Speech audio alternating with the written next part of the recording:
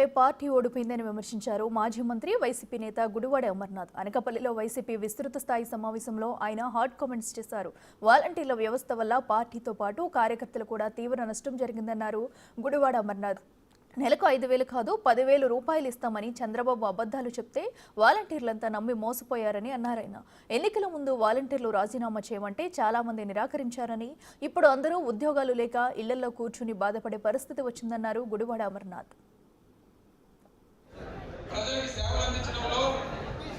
ప్రజలకి అనేక కార్యక్రమాల్ని ప్రభుత్వం నుంచి చేరువ చేయడంలో అది ఉపయోగపడింది.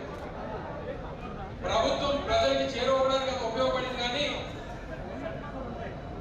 ప్రజలకి పార్టీకి కార్యకర్తలు దూరం చేసేటువంటి దాంట్లో అదే వ్యవస్థ ఉపయోగపడిందని చెప్పి కూడా బలంగా నమ్ముతా ఉన్నాం. సరే, కొన్ని వీళ్ళేమన్నా ఉపయోగపడతారా,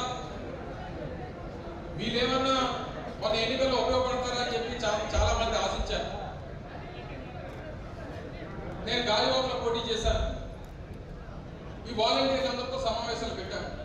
వాళ్ళు చెప్పారు, బాబు మీరు రాజీనామా చేయండి, రేపు మళ్ళీ మనం అధికారంలోకి వచ్చిన తర్వాత మిమ్మల్ని పెడతాం.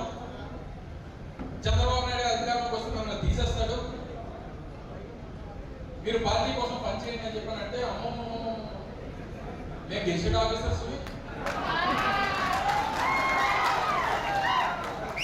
రాజీనామా చేస్తే మళ్ళీ మేము పెద్ద పరిస్థితి ఉద్యోగం చేసి మేము పరిస్థితి మళ్ళీ రావాలేమో అన్నట్టు ఫీల్ అయిపోయింది.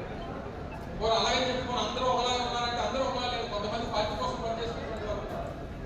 ఉదాహరణకి నర్సీపట్నం ఉంది, 99% మంది వాలంటీర్లు రాజీనామా చేస్తారు. చేసినోడికి చేయనోడికి తేడా ఉందా? చేసినోడికి ఉద్యోగం లేదు, చేయనోడికి ఉద్యోగం లేదు.